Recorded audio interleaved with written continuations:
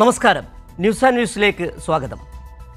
പ്രകടന പത്രികയിൽ പറയുന്നത് നടപ്പാക്കാനുള്ളതല്ലെന്നും ജനങ്ങളെ പറ്റിക്കാനുള്ള ഏർപ്പാടാണെന്നുമുള്ള പരിഹാസ്യ പ്രസ്താവനയിൽ അടങ്ങിയിട്ടുണ്ട് ജനാധിപത്യത്തെക്കുറിച്ചുള്ള സംഘപരിവാർ രാഷ്ട്രീയത്തിൻ്റെ വികലബോധം. 10 വർഷം മുമ്പ് ജനങ്ങൾക്ക് നൽകിയ ഗ്യാരണ്ടികൾ ഒന്നും നടപ്പാക്കാതിരിക്കുകയും രാജ്യത്തെ വിഭജിച്ച് നൽകാമെന്ന് RSSന് നൽകിയ ഗ്യാരണ്ടി ഭംഗിയായി നടപ്പാക്കുകയും ചെയ്തു നരേന്ദ്രമോദി. മൂന്നാം വട്ടവും നടപ്പിലാക്കില്ലെന്നുറപ്പുള്ള ഗ്യാരണ്ടികളുമായി ജനങ്ങൾക്ക് മുന്നിലേക്കെത്തുകയാണ് നരേന്ദ്രമോദി. വികസനമല്ല, വിഭജനം തന്നെയാണ് മൂന്നാം വട്ടത്തെയും ഇന്ധനമെന്ന് അരക്കിട്ടുറപ്പിക്കുകയാണ് BJPയുടെ ഇത്തവണത്തെയും പ്രകടന പത്രിക. ഇന്ന് ന്യൂസ് ആൻഡ് വ്യൂസ് ചർച്ച ചെയ്യുന്നു വിഭജനമാണ് ഗ്യാരണ്ടി.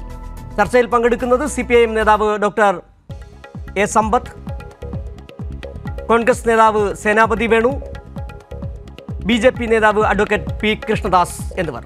സ്വാഗതം 3 പേർക്കും. ഈ ന്യൂസ് ആൻഡ് വ്യൂസ് തുടങ്ങുന്നതിന് മുമ്പായി നമ്മൾ കണ്ട 2 വാക്കുകൾ. ഒന്ന്, BJP നേതാവ് ഗോവ ഗവർണർ ആയ ശ്രീധരൻപിള്ള പറഞ്ഞ വാക്കുകളാണ്. പ്രകടന പത്രികയെക്കുറിച്ച് കഴിഞ്ഞ തവണ ചോദിച്ചപ്പോൾ പറഞ്ഞതാണ് പ്രകടന പത്രികയിൽ പറയുന്നതാണെങ്കിൽ നടപ്പിലാക്കാൻ ഉള്ളതാണോ എന്നുള്ളതാണ്. രണ്ടാമത് കണ്ടത് പ്രധാനമന്ത്രി നരേന്ദ്രമോദി 2014 തെരഞ്ഞെടുപ്പിന് മുൻപ് രാജ്യത്തോട് ഒരു പരിപാടിയിൽ പ്രസംഗിച്ചുകൊണ്ട് പറഞ്ഞതാണ് തെരഞ്ഞെടുപ്പിന് വോട്ട് ചെയ്യാൻ പോകുന്നതിന് മുമ്പ് ഗ്യാസ് സിലിണ്ടറിനെ വണങ്ങിയിട്ട് പോകണമെന്നാണ് നരേന്ദ്രമോദി അന്ന് പറഞ്ഞത്. ഇന്നിപ്പോൾ BJPയുടെ പ്രകടന പത്രിക പുറത്തിറങ്ങിയിരിക്കുന്നു. 14 ഭാഗങ്ങളുള്ള പ്രകടന പത്രികയിൽ പുതുതായി യാതൊന്നും തന്നെയില്ല. നിരന്തരം പറയുന്ന രാമായണത്തിൻ്റെ കാര്യം, ഒപ്പം തന്നെ വന്ദേ ഭാരതിൻ്റെ കാര്യം, 60 നടപ്പിലാക്കുമെന്നുള്ളതടക്കമുള്ള കാര്യങ്ങൾ. ഒരു തെരഞ്ഞെടുപ്പിലേക്ക് പോകുമ്പോൾ മൂന്നാം വട്ടവും ജനങ്ങളെ അഭിമുഖീകരിക്കുമ്പോൾ കഴിഞ്ഞ 2 ഘട്ടങ്ങളിൽ പ്രകടന പത്രികയിൽ പറഞ്ഞതൊക്കെ നടപ്പിലാക്കിയോ എന്നുള്ള ചോദ്യം BJP നേരിടുന്നുണ്ട്. വിശ്വാസത്തിലെടുക്കാൻ കഴിയുന്നതാണോ നരേന്ദ്രമോദി ഉറപ്പ് നൽകുന്ന ഗ്യാരണ്ടികൾ എന്നുള്ള ചോദ്യമാണ് ആദ്യം BJPയുടെ പ്രതിനിധി അഡ്വക്കേറ്റ് P കൃഷ്ണദാസിനോട് ചോദിക്കാനുള്ളത്.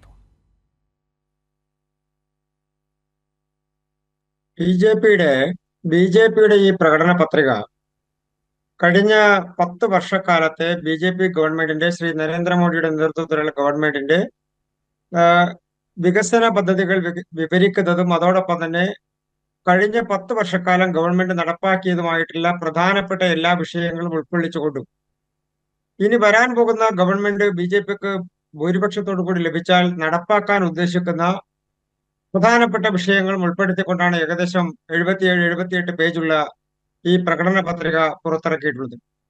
BJP എക്കാലത്തും മുന്നോട്ട് വച്ചിട്ടുള്ള ആശയങ്ങളും അതോടൊപ്പം തന്നെ വാഗ്ദാനങ്ങളും, ജനങ്ങൾക്ക് നൽകിയിട്ടുള്ള വാഗ്ദാനങ്ങളും ഏത് ഗവൺമെന്റ് വരുന്ന സമയത്തും BJPക്ക് പ്രാമുഖ്യം കിട്ടുന്ന ഏത് ഗവൺമെന്റ് വരുന്ന സമയത്തും നടപ്പാക്കാൻ വേണ്ടി ശ്രമിക്കുകയും അതിൽ ബഹുഭൂരിപക്ഷം വരുന്ന തെരഞ്ഞെടുപ്പുമായി ബന്ധപ്പെട്ടുകൊണ്ട് നൽകപ്പെടുന്ന ഏതെങ്കിലും തരത്തിലുള്ള ജനങ്ങളോടുള്ള അഭ്യർത്ഥനയാണെങ്കിലും അവരുമായി ബന്ധപ്പെട്ടുകൊണ്ടുള്ള ജീവൽസ്പന്ധിയായിട്ടുള്ള വിഷയങ്ങളെ സംബന്ധിച്ചാണെങ്കിലും അതെല്ലാം നടപ്പാക്കാൻ വേണ്ടി ശ്രമിക്കുകയും നടപ്പാക്കുകയും ചെയ്യുന്ന ഒരു ഗവൺമെന്റാണ് BJP എക്കാലത്തും അധികാരത്തിൽ വരുമ്പോൾ കണ്ടിട്ടുള്ളത്.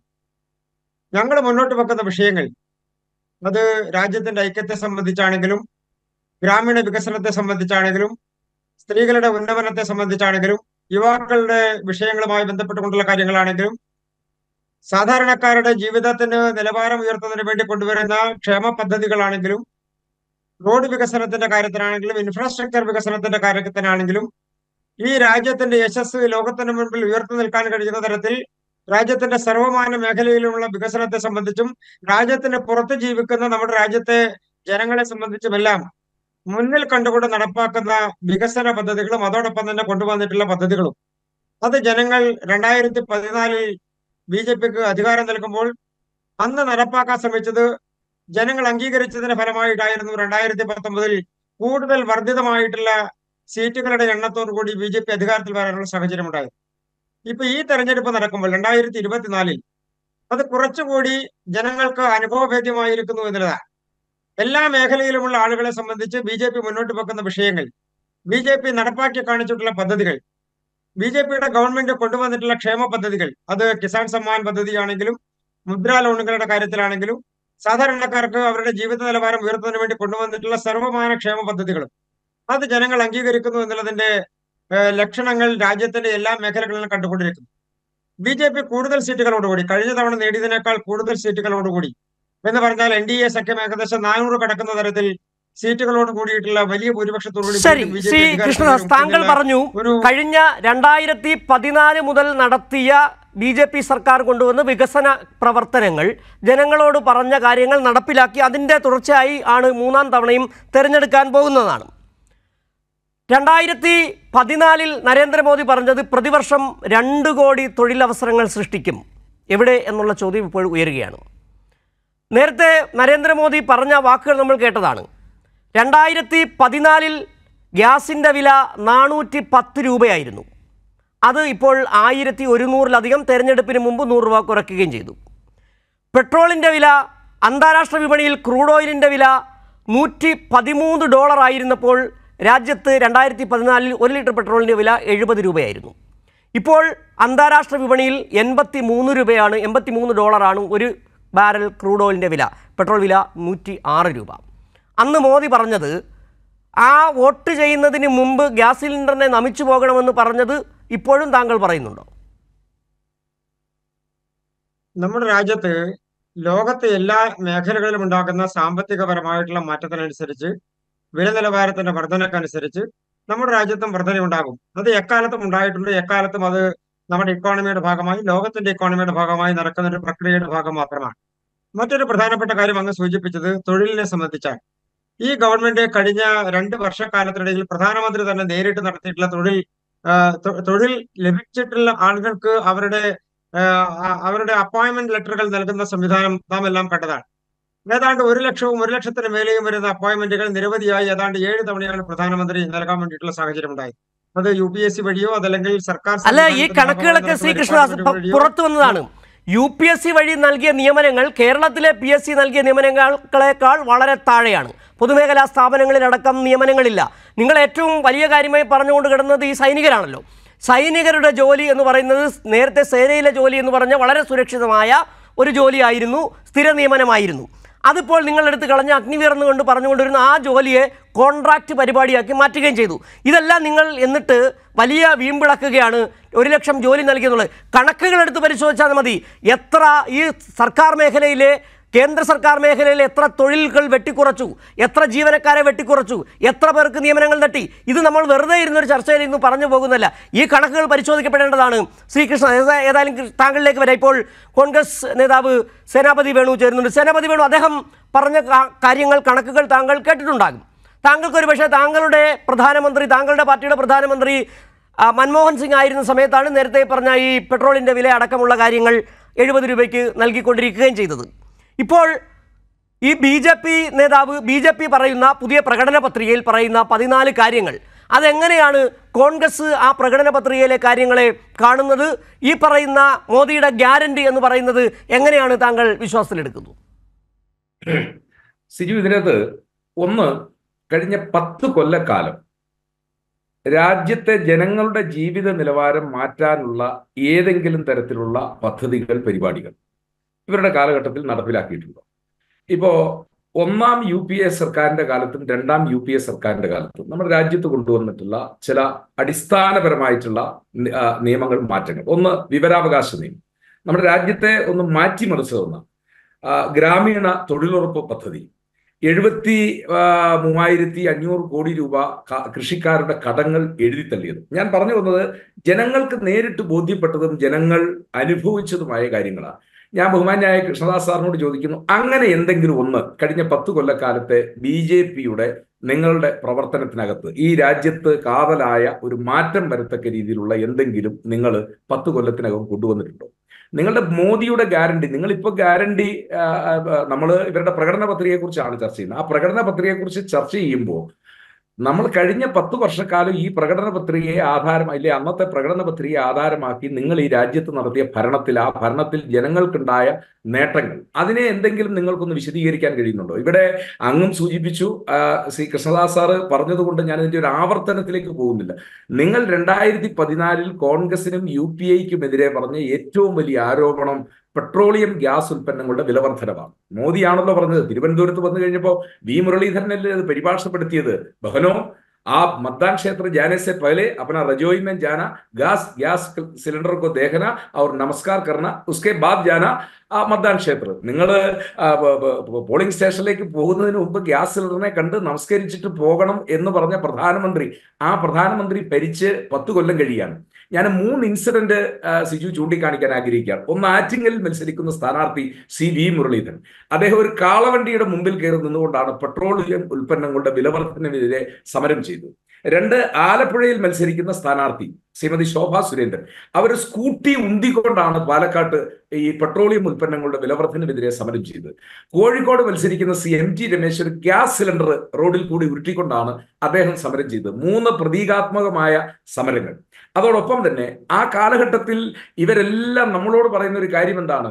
ഇവർ പറയുന്നത് ഞങ്ങൾ അധികാരത്തിൽ വന്നാൽ ഞങ്ങൾ ഇത് 50 രൂപയ്ക്ക് അതിലെ 40 രൂപയ്ക്ക് പെട്രോൾ കൊടുക്കാൻ പോകുന്നു, ഞങ്ങൾ 30 രൂപയ്ക്ക് ഡീസൽ കൊടുക്കാൻ പോകുന്നു, ഇവിടെ ഓയിൽ പൂളിലേക്ക് കോൺഗ്രസ് ഓയിൽ പൂള് നിലനിർത്തുന്നത് കൊണ്ടാണ്, ഇല്ലെങ്കിൽ ഓയിൽ പൂൾ എടുത്തു കളഞ്ഞത് കൊണ്ടാണ് ഈ പെട്രോളിയം ഡീസലിന്റെ ഒക്കെ വില ഇതുപോലെ വർദ്ധിക്കുന്നത്, ഞങ്ങൾ ഈ കാര്യങ്ങളെല്ലാം അധികാരത്തിൽ വന്നാൽ.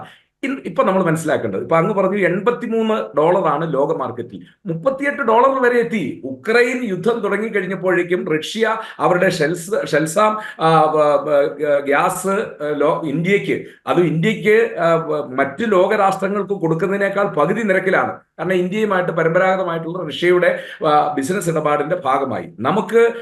നിങ്ങൾ അറിയേണ്ടത്, കഴിഞ്ഞ 10 കൊല്ലം കൊണ്ട്, ഈ 10 കൊല്ലത്തിനിടയ്ക്ക് കോവിഡ് കാലവും ഈ ഉക്രൈൻ യുദ്ധവും ഇതിനൊക്കെ ശേഷമായിട്ട് ഏതാണ്ട് 3 ലക്ഷം കോടി രൂപയാണ് ഈ പെട്രോളിയം സെസ്സിലൂടെ അല്ലെങ്കിൽ പെട്രോളിയത്തിന്റെ വിൽപ്പനയിലൂടെ ഗവൺമെന്റിന് അധികമായിട്ട് കിട്ടിയിരിക്കുന്നത്. മുമ്പുണ്ടായിരുന്ന ഗവൺമെന്റ് കൊടുത്ത വിലയേക്കാൾ അതിന്റെ പകുതിയോ 4/1 വില മാത്രമാണ് ലോകത്ത് ഈ ക്രൂഡ് ഓയിൽ ഇറക്കുമതി ചെയ്യുന്നതിന് ബാരലിന് ഇവർക്ക് കൊടുക്കേണ്ടി വന്നത്.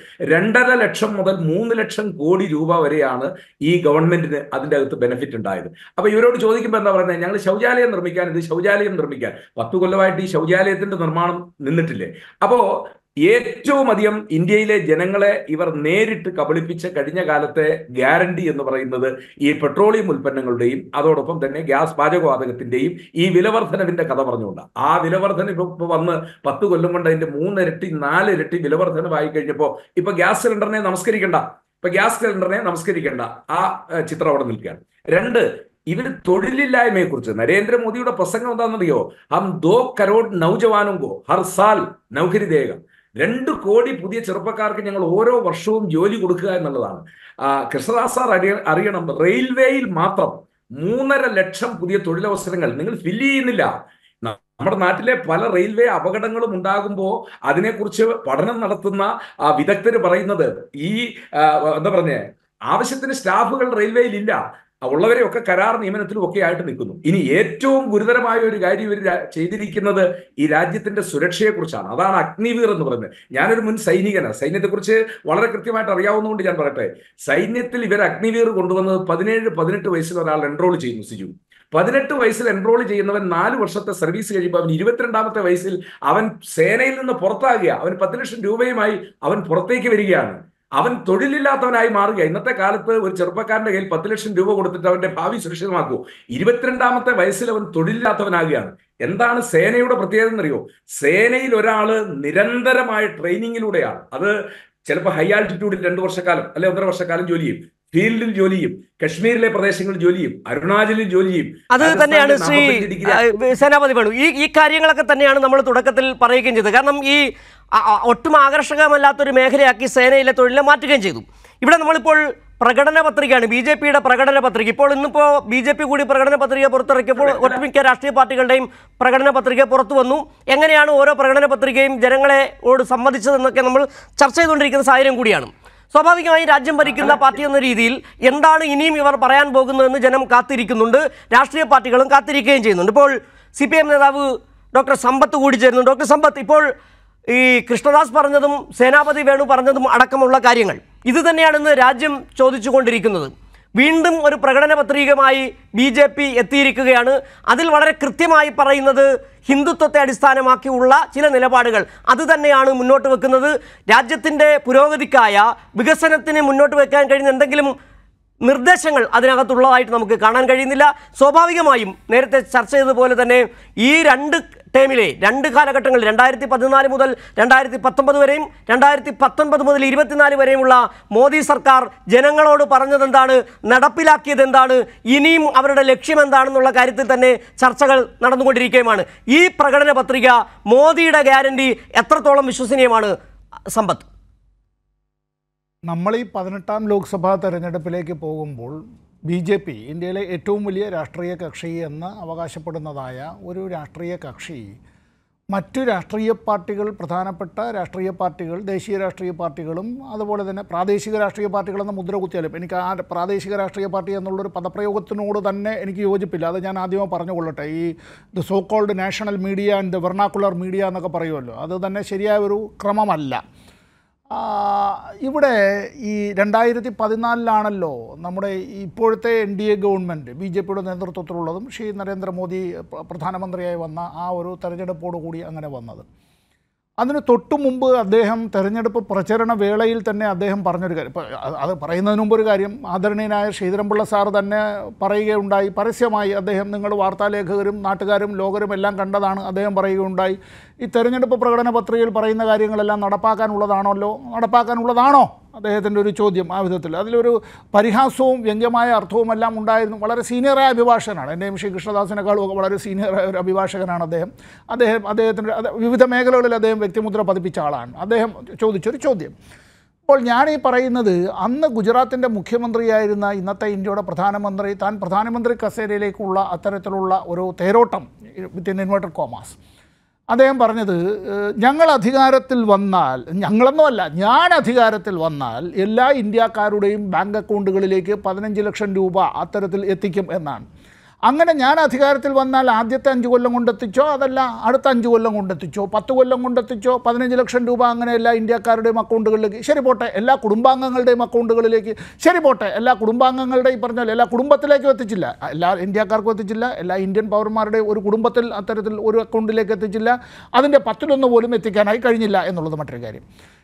ഇതെല്ലാം പറയുമ്പോൾ ഈ ഒരു വ്യക്തിയിലേക്ക് കേന്ദ്രീകരിച്ച്, സർക്കാർ എന്നതും പാർട്ടി എന്നതും ഒരു വ്യക്തിയിലേക്ക് കേന്ദ്രീകരിച്ച്, പഴയൊരു ഫ്രഞ്ച് ചക്രവർത്തി പറഞ്ഞത് ഓർമ്മയില്ല, ഐ ആം ദ സ്റ്റേറ്റ് എന്ന് പറഞ്ഞതുപോലെ, ആഫ്റ്റർ മീ ദ ഡെലൂജ്, ഞാനാണ് രാഷ്ട്രം, എനിക്ക് ശേഷം പ്രളയം. ഫ്രഞ്ച് ചക്രവർത്തിമാരുടെ ആ കോട്ട് ഞാൻ ഉദ്ധരിച്ചതാണ്. ഇന്ത്യയുടെ പ്രധാനമന്ത്രി പറഞ്ഞത്, ഈ നോട്ട് നിരോധന വേളയിൽ അദ്ദേഹം പറഞ്ഞു, എനിക്ക് 50 ദിവസങ്ങൾ നൽകുക, 50 ദിവസങ്ങൾ. ആ 50 ദിവസങ്ങൾ നൽകുമ്പോൾ അതിനിടയിൽ ഈ പ്രശ്നങ്ങൾ പരിഹരിച്ചില്ലെങ്കിൽ എന്നെ നിങ്ങൾ പച്ചയ്ക്ക് കത്തിച്ചോളുക, അദ്ദേഹം പറഞ്ഞത്. വധശിക്ഷയ്ക്കെല്ലാം എതിരാണ്, CPIM എതിരാണ്, ഒരു അഭിഭാഷകനും പൊതുപ്രവർത്തകനും എന്നുള്ള നിലയിൽ ഞാനെതിരാണ്. ഇവിടെ നമ്മളെല്ലാവരും അത്തരത്തിലെതിരായിരിക്കും, കക്ഷി രാഷ്ട്രീയത്തിന് അതീതമായി. ഇന്ത്യയുടെ പ്രധാനമന്ത്രി പറഞ്ഞ വാക്കാണ്, വാക്കിന് വിലയുണ്ടോ എന്നുള്ളതിൻ്റെ ഒരു ചോദ്യം ഞാൻ ഉന്നയിക്കുന്നില്ല. മഹാഭാരത യുദ്ധം 18 ദിവസമാണ് നടന്നത്, എനിക്ക് 21 ദിവസം നൽകൂ. ഈ കൊറോണ മഹാമാരി കാലത്താണ് അദ്ദേഹം പറഞ്ഞത്, പാത്രം കൊട്ടി കൊറോണയെ ഓടിക്കാമെന്നുള്ളതായിരുന്നു.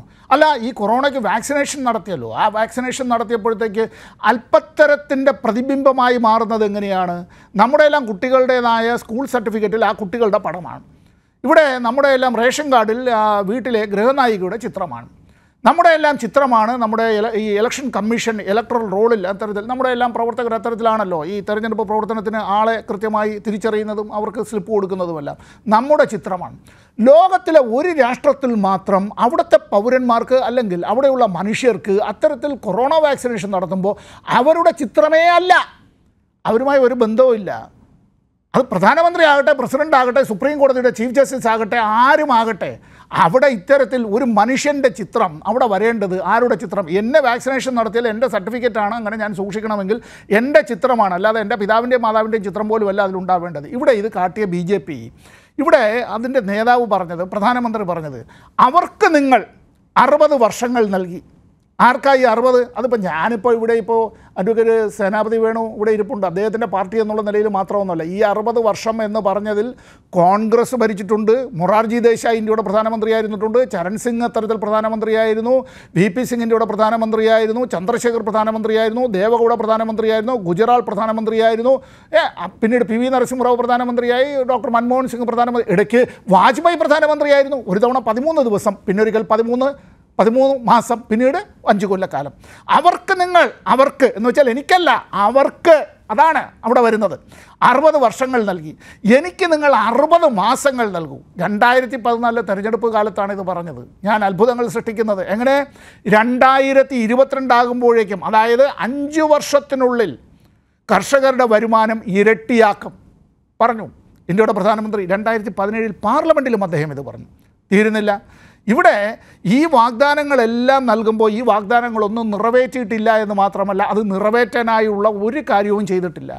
സ്വാമിനാഥൻ കമ്മീഷൻ, ഡോക്ടർ സ്വാമിനാഥനെ നമ്മൾ അംഗീകരിക്കുന്നത്, ആദരിക്കുന്നത്, ബഹുമാനിക്കുന്നത് ഈ നാട്ടിൽ, ഈ രാജ്യത്തെ ഈ പട്ടിണി മാറ്റുന്നതിന് ഭക്ഷ്യധാന്യമാണ് വേണ്ടത്. അതിന് ഹരിത വിപ്ലവമാണ് വേണ്ടത്. ആ ഹരിത വിപ്ലവത്തിന് പണ്ഡിറ്റ് നെഹ്റു സൂചിപ്പിച്ചതുപോലെ നമ്മുടെ നാടിൻ്റെ വികസന ക്ഷേത്രങ്ങളാണ് എന്താ ഈ വലിയ അണക്കെട്ടുകൾ, ഹീരാക്കുഡ്, ഭക്രാനങ്കൽ, അങ്ങനെ നിരവധി അണക്കെട്ടുകൾ. ഇതെല്ലാം നമ്മുടെ വൈദ്യുതോൽപാദനത്തിൽ, അത്തരം കാര്യങ്ങളിലെല്ലാം വ്യാവസായിക വിപ്ലവത്തിന് അതെല്ലാം അനിവാര്യമാണ്. ഞാൻ കൂടുതൽ ദീർഘമായി കിടക്കുകയല്ല. എനിക്ക് മുമ്പ് ശൂന്യതയും എനിക്ക് ശേഷം പ്രളയവും എന്നുള്ള നിലയിലാണോ ഇവിടെ കാര്യങ്ങൾ നോക്കുക? ഇപ്പോൾ പ്രധാനമന്ത്രിയുടേതായ പ്രഖ്യാപനങ്ങളിലും ഇന്ത്യ ഗവൺമെൻറ് പ്രഖ്യാപനങ്ങളിലും കുറേ പേര് മാറ്റിയ പദ്ധതികളുണ്ട്. പേര് മാറ്റിയ പദ്ധതികളാണ്. പഴയ ICDS അല്ല ഇപ്പോഴത്തെ അതിൻ്റെ പേര്. നമ്മുടെ പഴയ ഈ കുട്ടികൾക്ക് പോഷകാഹാരം കൊടുക്കുന്നതുമായി ബന്ധപ്പെട്ട സ്കീമിൻ്റെ പേരങ്ങ് മാറ്റി. സാധനത്തിൻ്റെ പേരുകളൊന്നും മാറ്റിയിട്ടൊന്നുമില്ല. അത് തന്നെയാണ് ശ്രീ സമ്പത്ത്. ഈ പേരുകൾ ഇവർക്കൊരു പ്രശ്നമാണ്. പേരുകൾ മാറ്റിയാണ് അവർ ഈ വലിയ വികസന പരിപാടികൾ കൊണ്ടുവരികയും ചെയ്തത്. ശ്രീകൃഷ്ണദാസ്, ഒരുപക്ഷെ ഇപ്പോൾ സമ്പത്ത് പറഞ്ഞു വെച്ച ചില കാര്യങ്ങളുണ്ട്. അതിലൊന്ന് ഈ വാക്സിനുമായി ബന്ധപ്പെട്ട ആ സർട്ടിഫിക്കറ്റിലത്ത് നരേന്ദ്രമോദിയുടെ പടം വയ്ക്കുക, റേഷൻ കടകൾക്ക് മുമ്പിൽ സെൽഫി പോയിന്റുകൾ ഉണ്ടാക്കി വെക്കുക, റെയിൽവേ സ്റ്റേഷനുകൾ സെൽഫി പോയിന്റുകൾ ഉണ്ടാക്കി വെക്കുക. ഇതല്ലാതെ എന്തെങ്കിലും കാര്യം ഈ 10 വർഷത്തിനിടയ്ക്ക് നരേന്ദ്രമോദി എന്ന് പറയുന്ന ഈ ഗ്യാരണ്ടി ഉറപ്പ് നൽകുന്ന അദ്ദേഹം ചെയ്തിട്ടുണ്ടോ? എന്താണ് രാജ്യത്തെ ജനങ്ങൾക്ക് വേണ്ടി അദ്ദേഹം ചെയ്തതെന്നുള്ളൊരു ചോദ്യമാണ് ഇപ്പോഴും സമ്പത്തടക്കമുള്ളവർ ചോദിച്ചുകൊണ്ടിരിക്കുകയും ചെയ്യുന്നത്. ഈ നേരത്തെ അദ്ദേഹം പറഞ്ഞ ചില കാര്യങ്ങൾ കൂടെ കൂട്ടിച്ചേർക്കേണ്ടത് ചില കാര്യങ്ങളുണ്ട്. കള്ളപ്പണം തിരികെ കൊണ്ടുവരുമെന്ന് പറഞ്ഞാണല്ലോ 15 ലക്ഷം രൂപ എല്ലാവരുടെ അക്കൗണ്ടിൽ തരുമെന്ന് പറഞ്ഞു. ശേഷം ഈ നോട്ട് നിരോധനം നടപ്പിലാക്കി. 99% നോട്ടുകളും തിരികെ വരികയും ചെയ്തു. അന്ന് റിസർവ് ബാങ്ക് ഓഫ് ഇന്ത്യ പറഞ്ഞു ഇത് ഏറ്റവും വലിയ മണ്ടത്തരമാണ് എന്ന് പറഞ്ഞു. അതെല്ലാം നിങ്ങൾ വകവെച്ചൊന്നുമില്ല. നിങ്ങൾ 500-ൻ്റെ 1000-ൻ്റെ നോട്ടുകളൊക്കെ റദ്ദാക്കുകയും ചെയ്തു.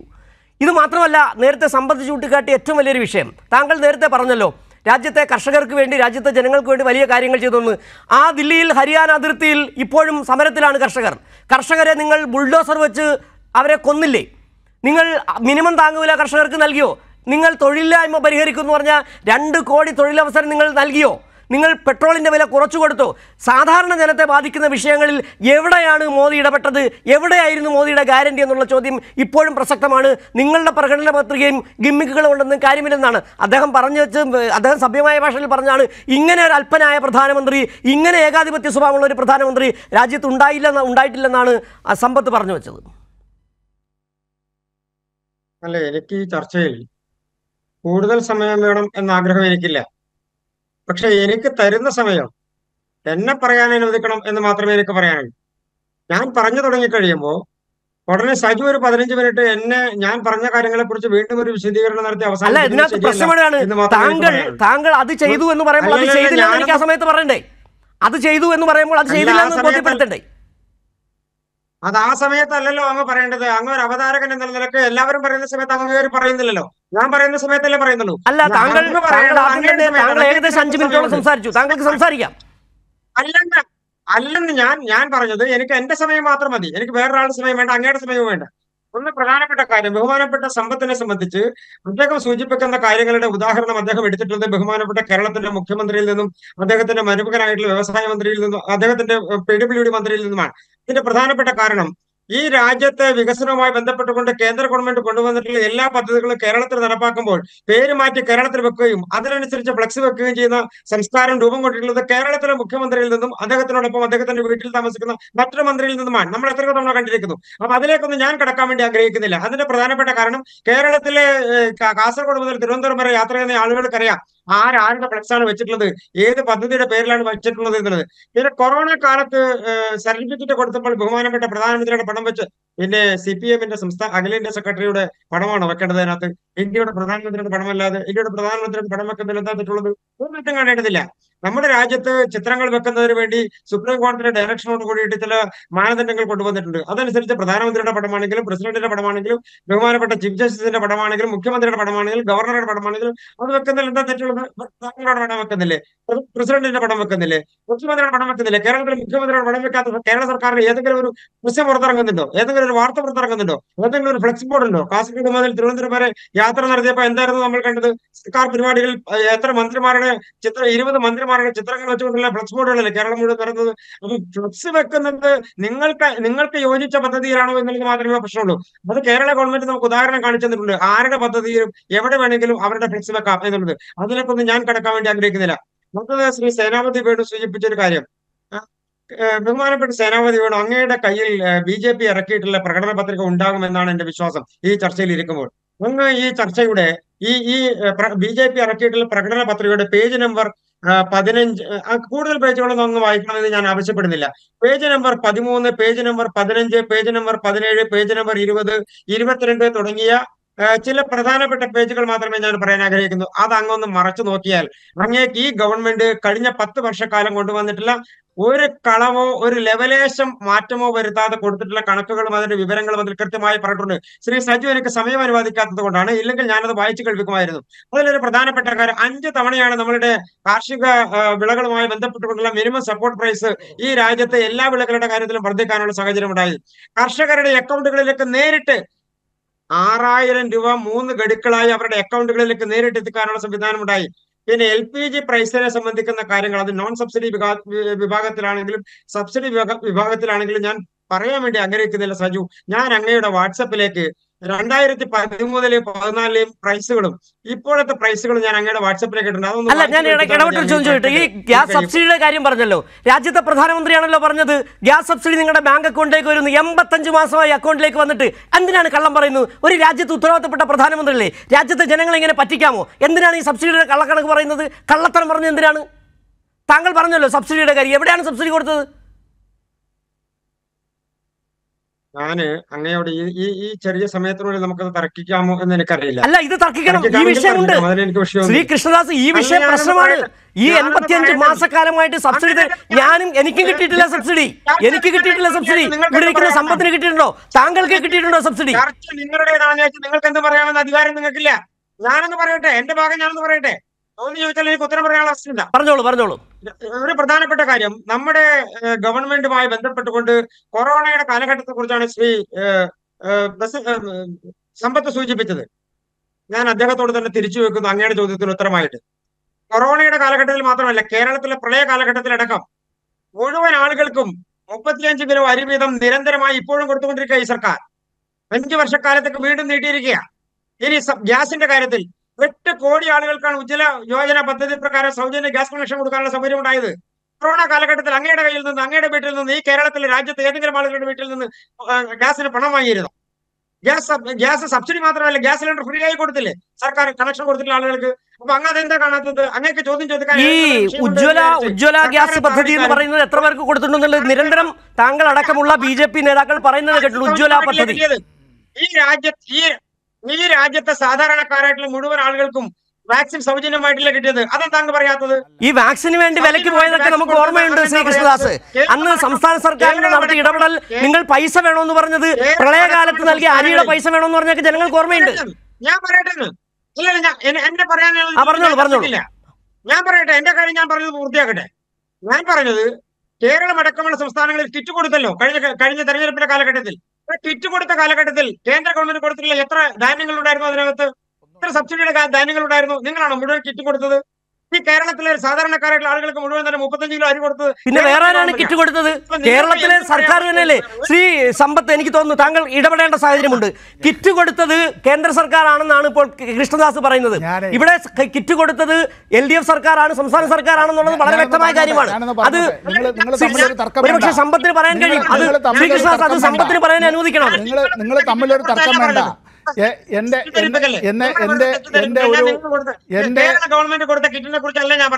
മുതിർന്ന സഹോദരന്റെ സ്ഥാനത്ത് നിർത്തി തന്നെ ഞാൻ അഡ്വക്കേറ്റ് കൃഷ്ണദാസിന്റെ ചോദ്യങ്ങൾക്ക് മറുപടി പറയാൻ മാത്രമേ ആഗ്രഹിക്കുന്നുള്ളൂ. ഈ സൗജന്യ ശ്രീ കൃഷ്ണദാസ്, ഈ റേഷൻ വിഹിതം എത്രയാണ് നിങ്ങൾ വെട്ടിക്കുറച്ചത്? മണ്ണെണ്ണ വിഹിതം നിങ്ങൾ എത്രയാണ് വെട്ടിക്കുറച്ചത്? അതെന്താണ് പറയാത്തത്? കിട്ടുന്നില്ലേ? റേഷൻ വിഹിതം കേരളത്തിന് നേരത്തെ കിട്ടിയിരുന്ന എത്ര വിഹിതമാണ് കിട്ടാനുള്ളത് ശ്രീ കൃഷ്ണദാസ്? 5 മാസക്കാലമായി സാധാരണക്കാരന് 5 മാസക്കാലമായി സാധാരണക്കാരന് ഒരു രൂപ പെൻഷൻ കൊടുക്കാത്ത ആളുകളാണ് ഇരുന്ന് വർത്തമാനം പറയുന്നത്. ഈ പെൻഷന്റെ കണക്കുകളൊക്കെ പറഞ്ഞ് നമ്മൾ കൂടുതൽ കാര്യങ്ങൾ പറയേണ്ടി വരും. പെൻഷന്റെ കണക്ക് ഇപ്പോഴും കഴിഞ്ഞ ദിവസം വന്നതാണ്. പെൻഷന്റെ കണക്ക് നിങ്ങൾ കൊടുത്ത പൈസയുടെ കണക്ക് വന്നതാണ്. അത് കൂടുതൽ അതിലേക്ക് പോയി കഴിഞ്ഞാൽ കൃഷ്ണദാസ് താങ്കളുടെ പാർട്ടി ജനമധ്യത്തിൽ നഗ്നരായി നിൽക്കും. ഈ എത്രയാണ് പെൻഷൻ കൊടുക്കുന്നത്? നിങ്ങൾ വലിയ വീമ്പളത്തിൽ നിങ്ങളുടെ പ്രധാനമന്ത്രിയും ധനമന്ത്രി അടക്കം തെറ്റിദ്ധരിപ്പിക്കുന്ന കണക്കുകളിലെ പാർലമെന്റിൽ വീട് വെച്ച് കൊടുത്തുമായിട്ട് പറഞ്ഞത് 4 ലക്ഷം രൂപയാണ് ഇവിടെ വീട് വെച്ച് കൊടുക്കാൻ ലൈഫ് പദ്ധതിയായിട്ട് കൊടുക്കുന്നത്. പെൻഷൻ കൊടുത്തിട്ട് എത്ര കാലമായി നിങ്ങൾ പറയും? ഇപ്പോഴും കൊടുക്കുകയാണ്. 3 മാസത്തെ പെൻഷൻ ഇപ്പോൾ ഒരുമിച്ച് കൊടുത്തു ശ്രീ കൃഷ്ണദാസ്. ഈ 1000 നിങ്ങളുടെ കേന്ദ്ര സർക്കാർ എത്ര രൂപയാണ് പെൻഷൻ കൊടുക്കുന്നത്? അതാദ്യം പറയൂ. കേന്ദ്ര സർക്കാർ എത്ര രൂപയാണ് പെൻഷൻ കൊടുക്കുന്നത്? അത് പറയൂ. കേന്ദ്ര സർക്കാർ കൊടുക്കുന്നത് ഒരു സംസ്ഥാനത്തേക്ക് മാത്രമല്ലല്ലോ, എല്ലാ സംസ്ഥാനത്തേക്കും കൊടുക്കുന്ന പെൻഷനുകൾ എത്ര രൂപയാണ്? കേരളം അടക്കമുള്ള സംസ്ഥാനങ്ങൾക്ക് കിട്ടുന്നുണ്ട്. ആ പെൻഷൻ എവിടെയെങ്കിലും വീഴ്ച വരുത്തിയിട്ടുണ്ടോ? അല്ല, എനിക്കിപ്പോ തോന്നുന്നത് ഈ 1600 രൂപ കൊടുക്കുന്ന കേന്ദ്ര സർക്കാർ എന്നാണ് താങ്കളുടെ വാക്കുകളിൽ നിന്ന് എനിക്ക് മനസ്സിലാകുന്നത്. ഒരുപക്ഷെ ഡോക്ടർ സമ്പത്ത് താങ്കൾ ഡോക്ടർ സമ്പത്തിന് പറയാൻ കഴിയും. അദ്ദേഹം പറഞ്ഞത് കിറ്റ് കൊടുത്തത് അപ്പം തന്നെ പെൻഷൻ കൊടുത്തൊക്കെ കേന്ദ്ര സർക്കാരാണെന്നുള്ള തരത്തിലുള്ള വാദമാണ് പി കൃഷ്ണദാസ് പറഞ്ഞത്. ഞാൻ ശ്രീ കൃഷ്ണദാസ് അദ്ദേഹം BJP-യെ പ്രതിനിധീകരിച്ച് ഇത്തരം കാര്യങ്ങൾ പറയുമ്പോൾ പ്രൊഫഷനിൽ നിൽക്കുന്ന ആളാണ്. ഞാൻ അത്തരം my learned friend, my learned brother, my learned senior എന്ന് തന്നെ ഞാൻ പറഞ്ഞോട്ടെ. അത് നമ്മൾ തമ്മിൽ ഒരു കോടതിയിൽ ഒരുമിച്ച് ഉണ്ടായിരുന്നില്ല എങ്കിൽ പോലും താങ്കൾ പറഞ്ഞ പല കാര്യങ്ങളും ഫാക്ച്വൽ എറേഴ്സാണ്. അല്ലെങ്കിൽ either you are trying your best to distort the facts. എന്താ കാര്യമെന്നറിയാം? ഈ COVID-19 മഹാമാരിയുടെ കാലത്ത് ഇന്ത്യ ഗവൺമെൻറ് സൗജന്യമായി ആളുകൾക്കെല്ലാം വാക്സിനേഷൻ പൂർണ്ണമായി നൽകി എന്ന് പറയുന്നത് നുണയാണ്, അസംബന്ധമാണ്. ഈ സംസ്ഥാനം, കേരളം ഉൾപ്പെടെയുള്ള സംസ്ഥാനങ്ങളോട് ഇന്ത്യ ഗവൺമെൻറ് തന്നെയാണ് ഒരു ഘട്ടത്തിൽ പറഞ്ഞത്, നിങ്ങൾ പണം കൊടുത്ത് വാങ്ങി, നിങ്ങൾ സൗജന്യമായി കൊടുക്കുകയോ നിങ്ങൾ വിലയ്ക്കല്ല കൊടുക്കുകയോ പകുതി വിലയ്ക്ക് കൊടുക്കുകയോ നിങ്ങൾ പണം കൊടുത്ത് വാങ്ങിക്കൊള്ളുക എന്ന് പറഞ്ഞു. എന്നുകൊണ്ട് തീർന്നോ? ഇല്ലല്ലോ. അപ്പോൾ സെറം ഇൻസ്റ്റിറ്റ്യൂട്ടിൽ നിന്നടക്കം കേരളം ഉൾപ്പെടെയുള്ള ഇന്ത്യയിലെ സംസ്ഥാനങ്ങൾ അങ്ങനെ പണം കൊടുത്ത് കോടിക്കണക്കിന് രൂപ നൽകി അത് വാങ്ങേണ്ടതായി വന്നു. വന്നിട്ട് ഈ പറയുന്നത് പാവപ്പെട്ട ആളുകൾ ഉൾപ്പെടെയുള്ളവർക്ക് സൗജന്യമായി അത്തരത്തിൽ ഈ വാക്സിനേഷൻ നൽകി. തീരുന്നില്ല. പല ആശുപത്രികളിലും സ്വകാര്യ ആശുപത്രികളിൽ പണം വാങ്ങിക്കൊണ്ടാണ് ഈ പറയുന്ന വാക്സിൻ കൊടുത്തതിന് മാത്രമല്ല ആ PPE കിറ്റിന് വരെ അവർ ബില്ല് ചാർജ് ചെയ്തിട്ടുണ്ട്. ഞാനിത് പറയുന്നതിൻ്റെ കാരണം എൻ്റെ കുടുംബാംഗങ്ങളുമായി പോയി ഇതിൻ്റെ ഈ പരിശോധന നടത്താൻ പോയപ്പോൾ അത്തരത്തിൽ PPE കിറ്റിന് വരെ സ്വകാര്യ ആശുപത്രിയിൽ പണം കൊടുക്കേണ്ടി വന്ന ഒരു ഇന്ത്യൻ പൗരനാണ് ഞാൻ. ഇവിടെ ഈ സർട്ടിഫിക്കറ്റുമായി ബന്ധപ്പെട്ട കാര്യത്തിൽ നമുക്ക് അഭിഭാഷകർക്ക് നന്നായി അറിയാവുന്ന കാര്യമാണല്ലോ. സിജുവിനെയും ശ്രീ വേണുവിനെയും നമ്മൾ തൽക്കാലം വിടുക. ഇക്കാര്യത്തിൽ നമ്മുടെ മെഡിക്കൽ റെക്കോർഡെന്ന് പറയുന്നത് അതൊരു പ്രൈവറ്റ് ഡോക്യുമെൻ്റാണ്. Unless and until a particular situation arises. എന്തുകൊണ്ട്? അത് അത്തരത്തിലൊരു പബ്ലിക് ഡൊമൈനിൽ വരേണ്ടതായ ഒരു വിഷയം ഉണ്ടാവുന്നുവെങ്കിൽ മാത്രം. അല്ലാത്തടത്തോളം കാലം എൻ്റെ മെഡിക്കൽ റെക്കോർഡുകൾ എൻ്റെ അറിവും സമ്മതവും കൂടാതെ പബ്ലിക്കാക്കാൻ പാടില്ല. അങ്ങനെയാണെങ്കിൽ എൻ്റെ കോവിഡ് വാക്സിനേഷൻ സർട്ടിഫിക്കറ്റ് എൻ്റെ ഒരു പ്രൈവറ്റ് റെക്കോർഡാണ്. ആ പ്രൈവറ്റ് റെക്കോർഡിൽ മറ്റൊരാളുടെ ചിത്രം ആലേഖനം ചെയ്യുക എന്നുള്ളത് മറ്റൊരർത്ഥത്തിൽ it's an infringement upon my fundamental right to privacy. ഇവിടെ വേറെ കാര്യത്തെ സംബന്ധിച്ച് അദ്ദേഹം പറഞ്ഞു, ഇപ്പോൾ നിങ്ങൾ തമ്മിലൊരു തർക്കം ഇവിടെ വന്നു, നിങ്ങൾ തമ്മിൽ തർക്കിക്കേണ്ട. നമ്മുടെ നാട്ടിൽ ഈ പെട്രോളിയം ഉൽപ്പന്നങ്ങൾക്ക് ഇന്ത്യ ഗവൺമെൻറ് ലോകത്ത് ക്രൂഡ് ഓയിലിന് വില കുറഞ്ഞ സമയത്ത് തന്നെ വില കൂട്ടുകയുണ്ടായി.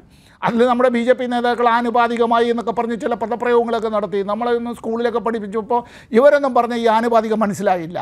2020-21 മാത്രം അത്തരത്തിൽ പെട്രോളിയം ഉൽപ്പന്നങ്ങളിൽ നിന്ന് വില അല്ല ഞാൻ പറഞ്ഞത്, ഇന്ത്യ ഗവൺമെൻറ് പിഴിഞ്ഞെടുത്തതായിട്ടുള്ളത് കയ്യിലേക്ക് വന്നത് 4,55,69,000 രൂപ കൃത്യമായി.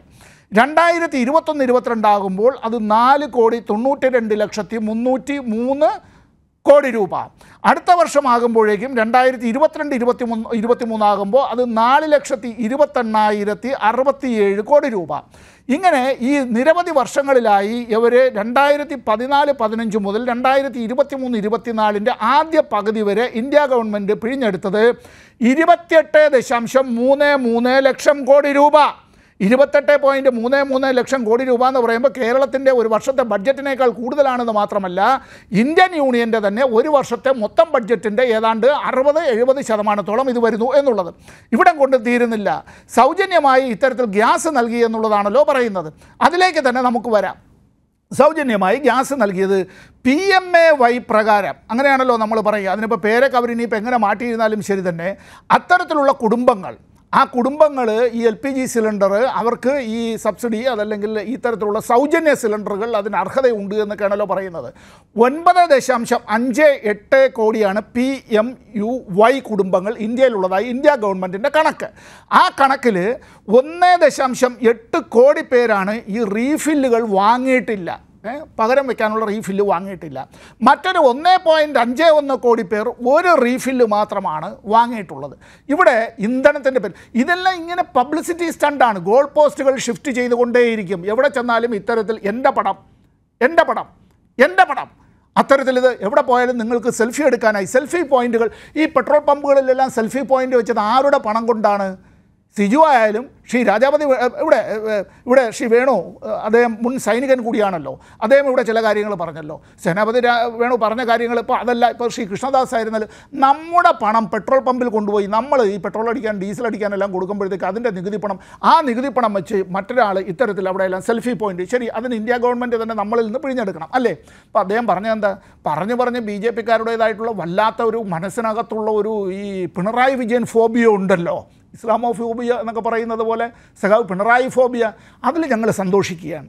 നിങ്ങൾക്ക് സഖാവ് പിണറായി വിജയനെ കേരളത്തിൻ്റെ മുഖ്യമന്ത്രിയെ അടച്ചാക്ഷേപിക്കാം, ചെയ്തോളൂ. പക്ഷേ നിങ്ങൾ കേരളത്തിനെ ആക്ഷേപിക്കരുത്.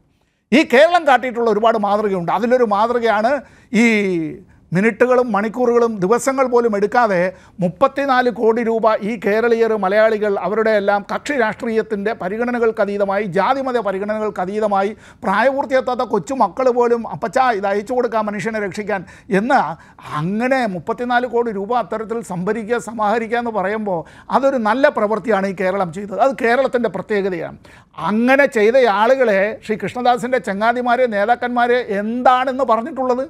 ഇങ്ങനെയൊക്കെ വർഗീയമായ വിഷം ഇങ്ങനെ വല്ലാതെ ഇങ്ങനെ വിളമ്പേണ്ട കാര്യമുണ്ടോ? വെറുപ്പിൻ്റെ രാഷ്ട്രീയം, ആ വെറുപ്പിൻ്റെ രാഷ്ട്രീയം BJPയുടെ മാനിഫെസ്റ്റോയ്ക്കകത്തുമുണ്ട്. ആ വെറുപ്പിൻ്റെ രാഷ്ട്രീയവും വിഭാഗീയതയുടെ രാഷ്ട്രീയവും വംശീയതയുടെ രാഷ്ട്രീയവും BJPയുടേതായ ഈ പ്രകടന പത്രികയ്ക്കകത്ത് കൊണ്ടുവന്നിരിക്കുകയാണ്. ബുള്ളറ്റ് ട്രെയിനിനെ കുറിച്ച് പറയുകയാണ്. ബുള്ളറ്റ് ട്രെയിനിനെ കുറിച്ച് പറയുമ്പോൾ നിലവിൽ 1.5 വർഷത്തിന് മുമ്പ് ഓടിത്തുടങ്ങേണ്ടതും പൂർത്തീകരിക്കേണ്ടതുമായിട്ടുള്ള ബുള്ളറ്റ് ട്രെയിനിൻ്റെ പാതയടക്കം ഓരോന്നായി വേണമെങ്കിൽ നമുക്ക് സമയമില്ലാത്തതുകൊണ്ട് മാത്രമേ ഉള്ളൂ ഈ ഒരു വിഷയം. ആ ബുള്ളറ്റ് ട്രെയിൻ അവിടെ അതിൻ്റേതായിട്ടുള്ള ഇപ്പോഴും അതിൻ്റെ പൂർത്തീകരണം നടന്നിട്ടില്ല. എന്താ പാതയുടെ പൂർത്തീകരണം നടത്തിയിട്ടില്ല. പ്രധാനമന്ത്രി പ്രഖ്യാപിച്ചത് എന്താണ്? ഇത് തീരുന്നില്ല. BJPയുടെ മാനിഫെസ്റ്റോയിൽ നന്ദിയുണ്ട് സാർ, നന്ദിയുണ്ട്. കേരളത്തിൻ്റെ വാട്ടർ മെട്രോ ഉണ്ടല്ലോ, കൊച്ചിയിലെ വാട്ടർ മെട്രോ കേരളത്തിൻ്റെ അഭിമാനം. നാട്ടിൽ നിന്നെല്ലാം അവിടെ ഉത്തരേന്ത്യയിൽ നിന്ന് നമ്മളെ പഠിപ്പിക്കാനായി വരുന്ന ആളുകളുടെ നാട്ടിൽ നിന്ന് മക്കളുമൊക്കെ ആയിട്ട് അവരെല്ലാം വന്ന് വാട്ടർ മെട്രോ ഈ കൊച്ചിയിലെ അത് ഇപ്പോൾ അതൊരു വലിയ അഭിമാനമായി മാറിയിട്ടുണ്ട്. അവിടെ നൽകേണ്ടതായിട്ടുള്ള നൗക പോലും തരാതെ അതിനെ അടക്കം എടുത്ത് നേരെ ഉത്തർപ്രദേശിലേക്ക് കൊണ്ടുപോയി. നന്ദിയുണ്ട് സാർ. ഈ കാര്യങ്ങൾ താങ്കൾ പറഞ്ഞത് ഇതിൻ്റെ ഇടയ്ക്ക് വിട്ടുപോയ ഒരു കാര്യമുണ്ട്. ഈ കൃഷ്ണദാസ് നേരത്തെ സേനാപതി വേണുവിനോട് പറഞ്ഞ കാര്യമുണ്ട്. താങ്കളുടെ കയ്യിൽ പ്രകടന പത്രിക ഉണ്ടെങ്കിൽ 15-ാം പേജ് നോക്കൂ എന്നുള്ളത്. ഇവിടെ ഈ 15-ാം പേജ് 8-ാം പേജും ഒക്കെയാണ് ഇപ്പോഴത്തെ പ്രശ്നം. 8-ാം പേജിൻ്റെ കാര്യത്തിൽ ഇവിടെ KPCC കുരുങ്ങിക്കിടക്കുകയാണ്. അപ്പോഴാണ് 15-ാം പേജുമായി ഇപ്പോൾ കൃഷ്ണദാസ് വന്നിരിക്കുന്നത്. ഇവർക്ക് എനിക്ക് തോന്നുന്ന ഒരു പ്രശ്നം ഈ 15-ാം പേജിൽ പറയുന്നതും 8-ാം പേജിൽ പറയുന്നതും അല്ലാതെ പ്രകടന പത്രികയിൽ എന്താണ് ഉയർത്തിക്കാട്ടാനുള്ളത്? ഈ രാജ്യത്തിൻ്റെ ഏറ്റവും വലിയ പ്രശ്നങ്ങളിൽ ഞങ്ങൾ എന്ത് നിലപാടെടുക്കുന്നു, നിങ്ങൾ എന്ത് നിലപാടാണ് എടുക്കാൻ പോകുന്നത്, ജനങ്ങൾക്ക് ഞങ്ങൾ എന്താണ് നൽകാൻ പോകുന്നതെന്ന് പറയാനുള്ള ആർജവം ഉണ്ടോ എന്നുള്ളൊരു പ്രശ്നമാണ് ഇവിടെ ഉയർന്നു വരുന്നത്. ശ്രീ സേനാപതി, താങ്കൾ ഈ പറയുന്ന പോലെ 15-ാമത്തെ പേജ് വായിച്ചോ? താങ്കളുടെ പാർട്ടിയുടെ 8-ാം പേജിൻ്റെ പ്രശ്നം പരിഹരിച്ചും കഴിഞ്ഞോ? അല്ല, ഞാൻ അതിനു മുമ്പ് ബഹുമാനായ കൃഷ്ണദാസ് സാറിനോട് ഇതിൻ്റെ അകത്ത് നിങ്ങളുടെ പ്രകടന പത്രികയിൽ ഒളിഞ്ഞിരിക്കുന്ന വലിയൊരു അപകടം, അതൊന്ന്, നിങ്ങൾ രാജ്യത്ത് ഏക സിവിൽ കോഡ് നടപ്പിലാക്കാൻ പോകുന്നു എന്നാണ് നിങ്ങൾ പറഞ്ഞത്. ഇപ്പോ സമ്പത്ത് സാറും അഭിഭാഷകനാണ്, ഞാനും എൻ്റെ കോടതി എന്ന് പറയുന്നത് കീഴ്ക്കോടതിയാണ്, താഴെ കോടതിയിലാണ്, അഭിഭാഷകനാണ്. കൃഷ്ണദാസ് സാറും അദ്ദേഹം ഹൈക്കോടതി ഉൾപ്പെടെയുള്ള കോടതികളിൽ പ്രാക്ടീസ് ചെയ്യുന്ന ഒരാളാണ്. നമുക്കറിയാം സാർ, ഇപ്പോ നമ്മുടെ നാട്ടിൽ ഇപ്പൊ ഏക സിവിൽ കോഡ് ആയിക്കഴിഞ്ഞു. ഇപ്പൊ ക്രിമിനൽ കേസുകളാണെങ്കിലും മറ്റ് കേസുകൾ വളരെ പരിമിതമായ ചില കാര്യങ്ങളിൽ മാത്രമാണല്ലോ ഈ വ്യത്യാസം. ചില സ്വത്ത് ഭാഗം വെക്കുന്ന കാര്യത്തിൽ, അല്ലെ ഡൈവോഴ്സ് കാര്യത്തിൽ, ഇല്ലെങ്കിൽ അങ്ങനെ ചില പരിമിതമായ ചില കാര്യങ്ങളിൽ മാത്രമാണല്ലോ ഇപ്പോൾ ഒരു ഏകീകൃത സിവിൽ കോഡ് ഇല്ലാത്ത. ബാക്കി എല്ലാ കാര്യത്തിലും ഏകീകൃത സിവിൽ കോഡല്ലേ. ഞാനൊരു കുറ്റകൃത്യം ചെയ്താലും, കൃഷ്ണദാസ് കുറ്റകൃത്യം ചെയ്താലും, സമ്പത്ത് സാർ ചെയ്ത് കഴിഞ്ഞാലും ഇതെല്ലാം വിചാരണ ചെയ്യപ്പെടുന്ന ഒന്നാണ്. വളരെ പരിമിതമായിട്ട് നമ്മുടെ നാട്ടിൽ ചില പ്രത്യേക സമുദായങ്ങൾക്കും വ്യക്തികൾക്കും, അത് ഞാൻ ആദ്യം പറഞ്ഞ പോലെ മാര്യേജ്, ഡൈവോഴ്സ്, സ്വത്ത് വിഭജനം, ഇങ്ങനെയുള്ള ചില പരിമിതമായ കാര്യങ്ങളുള്ളൂ. ഇപ്പം നിങ്ങൾ എന്തിനാ വളരെ പെട്ടെന്ന് എന്തൊരു അടിയന്തര സാഹചര്യമാണ് നമ്മുടെ നാട്ടിൽ നിൽക്കുന്നത്? ഞങ്ങളൊരു ഏകീകൃത സിവിൽ കോഡ്. സാർ, ഏകീകൃത സിവിൽ കോഡ് വരാത്തത് കൊണ്ട് എന്ത് ദോഷമാണ് നമ്മുടെ നാട്ടിൽ ഇപ്പോൾ ഉള്ളത്? അത് ഒന്ന് ഞങ്ങളെ ഒന്ന് പറഞ്ഞ് മനസ്സിലാക്കുക. ഇപ്പം നാഴികയ്ക്ക് 40 വട്ടം ഇവരുടെ പ്രസംഗങ്ങൾ കേട്ട് കഴിഞ്ഞാൽ ഏകീകൃത സിവിൽ കോഡ് ഇല്ലാത്തത് കൊണ്ട് എവിടെയൊക്കെ കലാപങ്ങൾ നടക്കുന്നു, പ്രതിസന്ധികൾ നടക്കുന്നു, യുദ്ധം നടക്കുന്നു എന്നുള്ളത്. നിങ്ങൾ ഈ ഏകീകൃത സിവിൽ കോഡ് നടപ്പിലാക്കാൻ പോകുന്നതിന് മുമ്പ് ഇന്നത്തെ പത്രത്തിൽ വന്നിട്ട് മണിപ്പൂരിൽ 2 കുക്കി വിഭാഗത്തിൽപ്പെട്ട ചെറുപ്പക്കാരെ വെടിവെച്ചു കൊന്ന് അവന്റെ മൃതശരീരം വികൃതമാക്കിയിരിക്കുക. നിങ്ങൾ അവിടുത്തെ പ്രശ്നങ്ങളൊന്ന് പരിഹരിക്കുക. ആ പ്രശ്നങ്ങളൊന്ന് പരിഹരിച്ചതിന് ശേഷം നമുക്ക് ഏകീകൃത സിവിൽ കോഡിലേക്കൊക്കെ. ശരിയാണ്. സേനാപതിയോട് പറഞ്ഞ ചോദ്യത്തിന് കൃഷ്ണദാസ് മറുപടി പറയേണ്ടതുണ്ട്. എന്താണ് ഈ സിവിൽ കോഡ് ഇത്ര ധൃതി പിടിച്ച് കൊണ്ടുവരേണ്ട സാഹചര്യം? നിങ്ങൾ ഇലക്ട്രൽ ബോണ്ടിന്റെ തൊട്ട് പിന്നാലെ CA കൊണ്ടുവന്നൊക്കെ നമുക്ക് ഓർമ്മയുണ്ട്. ഈ സേനാപതി വേണു ചോദിച്ച ചോദ്യം തന്നെയാണ് രാജ്യത്തെ ജനങ്ങൾ ചോദിച്ചുകൊണ്ടിരിക്കുകയും ചെയ്യുന്നത്. എന്താണ് ഇവിടെ ഈ വലിയ സാഹചര്യം ഇപ്പോൾ രൂപപ്പെട്ട് വന്നിരിക്കുന്നത്? എന്തിനാണ് ഇങ്ങനെ ജനങ്ങളെ തെറ്റിദ്ധരിപ്പിക്കുന്നത്? എന്തിനാണ് ഇത്തരത്തിലുള്ള കാര്യങ്ങൾ നിരന്തരം കള്ളങ്ങൾ പറഞ്ഞുകൊണ്ടിരിക്കുന്നത്? എന്താണ് നിങ്ങൾക്ക് വിഭജന രാഷ്ട്രീയമല്ലാതെ മറ്റെന്തെങ്കിലും ഉണ്ടോ? രാമായണ കോൺക്ലേവ്, അന്താരാഷ്ട്ര രാമായണ കോൺക്ലേവ് നടത്തുന്നത് വലിയ കാര്യമായിട്ടാണ് താങ്കളുടെ പ്രകടന പത്രികയിൽ പറഞ്ഞുകൊണ്ടിരിക്കുകയും ചെയ്യുന്നത്. ആരെ പറ്റിക്കാനാണ് ഈ പ്രകടന പത്രിക? നമ്മുടെ രാജ്യത്തിന്റെ ഭരണഘടനയുടെ ആർട്ടിക്കിൾ 44 പ്രകാരം യൂണിഫോം സിവിൽ കോഡ് എന്നുള്ളത് എന്നേ നടപ്പാക്കേണ്ടതായിരുന്നു. അത് ഇത്രയും ഡിലേ ചെയ്തതിനാണ് കോൺഗ്രസ്സുകാർ ഈ രാജ്യത്ത് ജനങ്ങളോട് മറുപടി പറയേണ്ടത്. മറ്റൊന്ന് ആർട്ടിക്കിൾ 370 ഞങ്ങളുടെ പ്രകടന പത്രികയുടെ ഭാഗമാണെന്നേ. കഴിഞ്ഞ ഗവൺമെന്റുകളുടെ കാലഘട്ടത്തിൽ ഞങ്ങളുടെ പ്രകടന പത്രികയുടെ ഭാഗമാണ്. കഴിഞ്ഞ തെരഞ്ഞെടുപ്പ് കാലഘട്ടത്തിലല്ല, ഞങ്ങളുടെ പ്രകടന പത്രികയുടെ ഭാഗമാണ് ആർട്ടിക്കിൾ 370. ആർട്ടിക്കിൾ 370യും യൂണിഫോം സിവിൽ കോഡെല്ലാം ഞങ്ങൾ എത്ര കാലമായി പറഞ്ഞുകൊണ്ടിരിക്കുകയാണ് BJP. അത് ഞങ്ങൾക്ക് അധികാരം കിട്ടുമ്പോൾ നടപ്പാക്കുക എന്നുള്ളത് ഞങ്ങൾ കൊടുത്തിട്ടുള്ള വാഗ്ദാനത്തിന്റെ ഭാഗമാണ്. അത് ഞങ്ങൾ നടപ്പാക്കും. അതിലെന്താ തെറ്റുള്ളത്? യൂണിഫോം സിവിൽ കോഡ് എന്ന് പറയുന്നത് ഭരണഘടനയുടെ 44 ആർട്ടിക്കിളിന്റെ കണ്ടിന്യൂഷൻ അല്ലേ? അതിലെന്താ തെറ്റുള്ളത്? അതുപോലെ തന്നെ ആർട്ടിക്കിൾ 370 തുടരണമെന്ന് നിങ്ങൾക്ക് എന്താ ഇത്ര വാശി? പ്രത്യേകമായിട്ട് സംസ്ഥാനം നമ്മുടെ രാജ്യത്തുണ്ടോ? അങ്ങനെ ഇല്ലല്ലോ. ആ തരത്തിലുള്ള നടപടികളിലേക്ക് BJP ഗവൺമെന്റ് കടക്കുന്നു എന്നുള്ളതാണ്. അതിലെന്താ തെറ്റുള്ളത്? തീർച്ചയായിട്ടും കാണേണ്ടതില്ല. മറ്റൊന്ന്, അങ്ങ് സൂചിപ്പിച്ചതുപോലെ തന്നെ നമ്മുടെ രാജ്യത്തെ വികസനത്തെ സംബന്ധിച്ച് BJP കൊണ്ടുവന്നിട്ടുള്ള പദ്ധതികളെ സംബന്ധിച്ച് 15-ാം പേജ് ഞാൻ വായിക്കാൻ പറഞ്ഞു എന്നൊക്കെയാണല്ലോ അങ്ങ് പറയുന്നത്. അത് വായിച്ചില്ല എന്നാണ് അങ്ങ് പറയുന്നത്. എന്റെ സമയത്തിന്റെ 1 മിനിറ്റ് സമയമെടുത്ത് ഞാൻ അതിൽ പറഞ്ഞിട്ടുള്ള പ്രധാനപ്പെട്ട 1-2 കാര്യങ്ങൾ മാത്രം പറയാൻ വേണ്ടി ആഗ്രഹിക്കുകയാണ് ശ്രീ സജു. അതിലൊന്ന്, സാധാരണക്കാരുടെ വികസനവുമായി ബന്ധപ്പെട്ടുകൊണ്ട്, അതുപോലെ തന്നെ നമ്മുടെ രാജ്യത്തിന്റെ വികസനവുമായി ബന്ധപ്പെട്ടുകൊണ്ട് കൊണ്ടുവന്നിട്ടുള്ള പദ്ധതികളിൽ ഏറ്റവും പ്രധാനപ്പെട്ടത് 46 കോടിയിലധികം ആളുകൾക്ക് ലോൺ കൊടുക്കാൻ, മുദ്രാ ലോൺ കൊടുക്കാൻ വേണ്ടിയിട്ടുള്ള പദ്ധതികളുമായി ഗവൺമെന്റ് മുന്നോട്ട് പോയി. അതോടൊപ്പം തന്നെ 7 IIT-കൾ, 16 IIIT-കൾ, 7 IIM-കൾ, 15 എയിംസുകൾ, 315 മെഡിക്കൽ കോളേജുകൾ, 390 യൂണിവേഴ്സിറ്റികൾ, ഇതെല്ലാമാണ് കഴിഞ്ഞ 10 വർഷക്കാലത്തുള്ള ഈ രാജ്യം വികസനത്തിന്റെ ഭാഗമായി കണ്ടത്. ഇനി ഞാൻ റോഡ് വികസനത്തിന്റെ കാര്യത്തിൽ കിസാൻ സമ്മാൻ നിധി 11 കോടിയിലധികം ആളുകൾക്കാണ് 6000 രൂപ വെച്ച് അവരുടെ വീടുകളിലേക്ക് എത്തിക്കാനുള്ള സംവിധാനം ഉണ്ടായത്, അവരുടെ അക്കൗണ്ടുകളിലേക്ക് എത്തിക്കാൻ. അതുപോലെ തന്നെ 2013 മുതൽ 2024 വരെയുള്ള കാലഘട്ടത്തിൽ ബഡ്ജറ്റിംഗ് 5 ടൈംസ് ആണ് അത് ഇൻക്രീസ് ചെയ്യാൻ വേണ്ടിയിട്ടുള്ള സാഹചര്യം ഉണ്ടായത്. മറ്റൊന്ന്, നമ്മുടെ സാധാരണക്കാരുടെ വികസനവുമായി ബന്ധപ്പെട്ടുകൊണ്ട് ഈ തരത്തിൽ ഗവൺമെന്റ് കൊണ്ടുവന്നിട്ടുള്ള പദ്ധതികളോടൊപ്പം തന്നെ റൂറൽ ഡെവലപ്മെന്റുമായി ബന്ധപ്പെട്ടുകൊണ്ട് വന്നിട്ടുള്ള റോഡ് വികസനത്തിന്റെ കാര്യത്തിൽ 63 ലക്ഷം സ്ട്രീറ്റ് വെൻഡേഴ്സിന് സൗകര്യം കൊടുക്കാനുള്ള, അവരുടെ ജീവിത നിലവാരം ഉയർത്താൻ വേണ്ടിയിട്ടുള്ള തൊഴിൽ സമ്മാന പദ്ധതി കൊണ്ടുവരാൻ വേണ്ടി സർക്കാരിന് കഴിഞ്ഞു എന്നുള്ളതാണ്. അതുപോലെ തന്നെ സർവമാന മേഖലകളിലും zero major tax in city since 2014 എന്ന് പറഞ്ഞ് ഞങ്ങളൊരു വികസന പദ്ധതിയെ കുറിച്ച് കൊണ്ടുവന്നിട്ടുണ്ടല്ലോ. നിങ്ങൾ കാണാതെ പോകരുത് ആ വിഷയങ്ങളെ സംബന്ധിച്ച്. അപ്പൊ ഞങ്ങളെ സംബന്ധിച്ച് പറയാനുള്ളത്, ഏതാണ്ട് 80 കോടിയിലധികം വരുന്ന ആളുകൾക്ക് പ്രൈം മിനിസ്റ്റേഴ്സ് ഗരീബി കല്യാൺ അന്ന യോജന പദ്ധതി വഴി അതിന്റെ ബെനിഫിഷ്യറീസ് ആയിട്ട് മാറാനുള്ള സൗകര്യം ഉണ്ടായി. അതാണ് ഇപ്പോഴും 35 കിലോ അരി വീതം കൊടുത്തുകൊണ്ടിരിക്കുന്നത്. 50 കോടിയിലധികം ആളുകൾക്ക്. അല്ല, അതിനകത്ത് ശ്രീ കൃഷ്ണദാസ് എനിക്കൊരു വാദം പറയാനുണ്ട്. കാരണം താങ്കൾ പറഞ്ഞ ഗരീബി കല്യാൺ അത് പ്രകാരം, ആ ഗരീബി കല്യാൺ പ്രകാരം ഏകദേശം 57 കോടി 60 കോടി ജനങ്ങൾക്ക് 35 കിലോ അരി വീതം കൊടുക്കുന്നതാണ്. അതിൻ്റെ അർത്ഥം ഇന്ത്യയിലെ 60 കോടി ജനങ്ങൾക്ക് ഈ അരി കിട്ടിയാലേ ജീവിക്കാൻ കഴിയൂ. അങ്ങനെ പരമദരിദ്രന്മാരാക്കി മാറ്റിയിരിക്കുന്നു നിങ്ങളുടെ ഭരണം എന്നുകൂടി അതിനർത്ഥമുണ്ട്. ശ്രീ സജു, അങ്ങയെപ്പോലെയുള്ള മുതിർന്ന മാധ്യമ പ്രവർത്തകർ ഈ തരത്തിൽ കാര്യങ്ങളെ വ്യാഖ്യാനിച്ച് ജനങ്ങളുടെ മുൻപിൽ അവതരിപ്പിക്കരുത്. അത് നമ്മളുടെ രാജ്യത്തെ ആളുകൾ അത്രയും ദരിദ്രരായതുകൊണ്ടല്ലല്ലോ അങ്ങനെ കൊടുക്കുന്നത്. നമ്മുടെ രാജ്യത്തെ സാധാരണക്കാരായിട്ടുള്ള അല്ല, ആളുകൾ ഇതിൽ കണക്കുകൾ വന്നാണെന്ന് നമ്മുടെ ഈ കഴിഞ്ഞ നമ്മുടെ ഈ GDP ഒക്കെ എത്ര ശാസ്ത്രീയമാണെന്ന് ഇപ്പോൾ പരിശോധിക്കേണ്ടത്. കണക്കുകൾ വന്നാണ് ലോകത്തെ ഈ ശതകോടീശ്വരന്മാർ കോവിഡ് കാലത്തിന് ശേഷം ഏകദേശം 36 ശതകോടീശ്വരന്മാർ ഇന്ത്യയിൽ നിന്ന് തന്നെ ഉണ്ടായിട്ടുണ്ട്.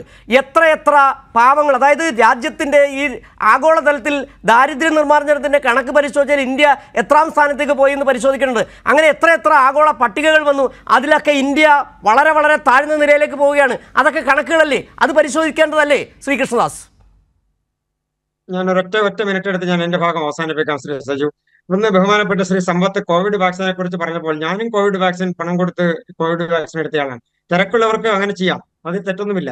ഞാൻ പറഞ്ഞത് ഈ രാജ്യത്ത് സാധാരണക്കാർക്ക് സൗജന്യമായി കൊടുത്ത കാര്യത്തെക്കുറിച്ചാണ്. അത് സംസ്ഥാന ഗവൺമെന്റുകളും അതിനെ പങ്കുവഹിച്ചിട്ടുണ്ട്. ഞാനില്ല എന്നൊന്നും പറയാൻ ആഗ്രഹിക്കുന്നില്ല.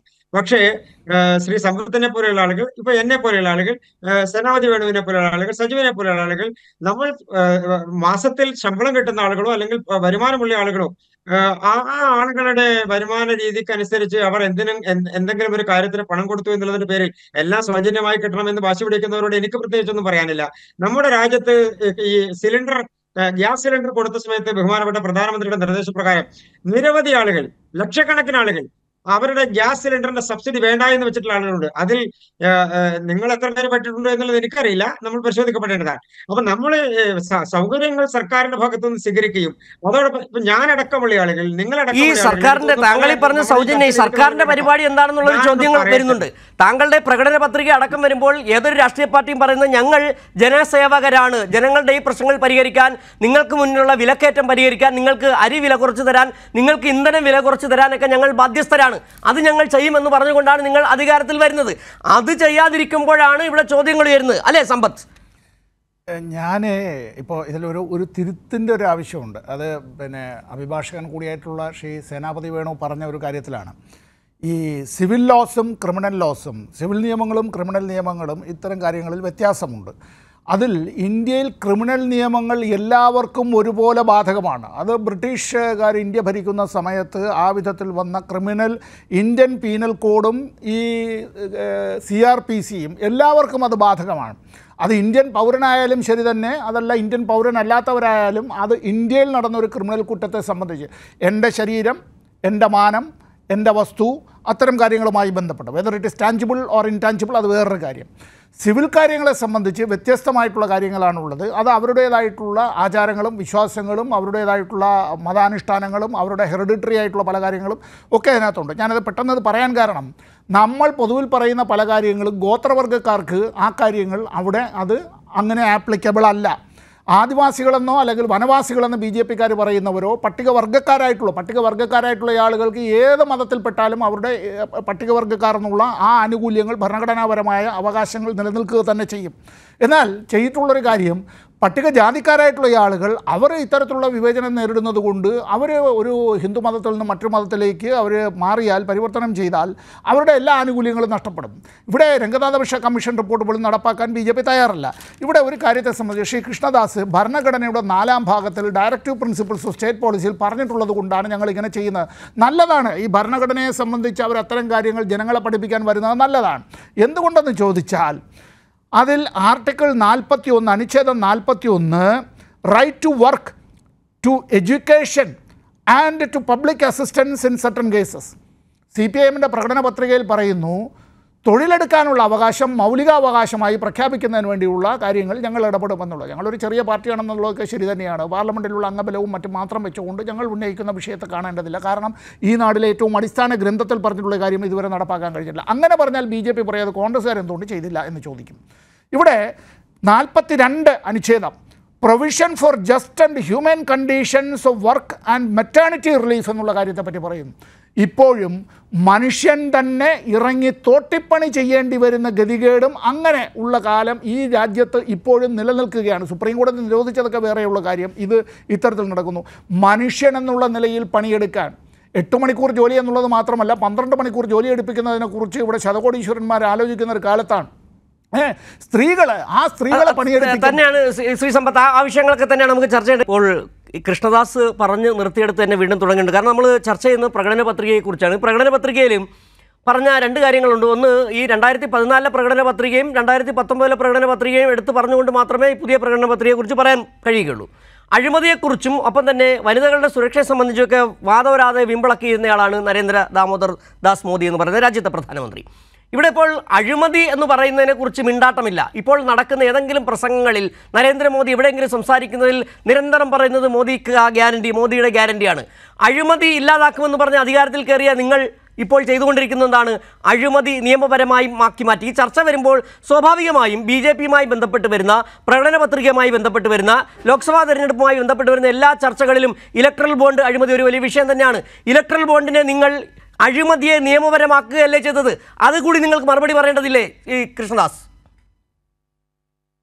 ബഹുമാനപ്പെട്ട സജു, ഈ ചർച്ചയിൽ ഇനി എനിക്ക് അധികം സമയം കിട്ടാൻ സാധ്യതയില്ലാത്തതുകൊണ്ട് ഞാൻ ബഹുമാനപ്പെട്ട ശ്രീ സമ്പത്ത് പറഞ്ഞ ഒന്ന് രണ്ട് കാര്യങ്ങൾ കൂടി സൂചിപ്പിച്ച് ഞാൻ അവസാനിപ്പിക്കാം. ഒന്ന്, ആർട്ടിക്കിൾ 42 അദ്ദേഹം പറഞ്ഞത് വളരെ നന്നായി. അതിന്റെ പ്രധാനപ്പെട്ട കാരണം അത് വർക്ക് പ്ലേസിൽ അവരുടെ എംപ്ലോയ്മെന്റ് സെക്യൂർ ചെയ്യുന്നതുമായി ബന്ധപ്പെട്ട് അതിൽ ഞാൻ ലേഡീസിന്റെ കാര്യം മാത്രം ഒന്ന് സൂചിപ്പിക്കാൻ ആഗ്രഹിക്കാം.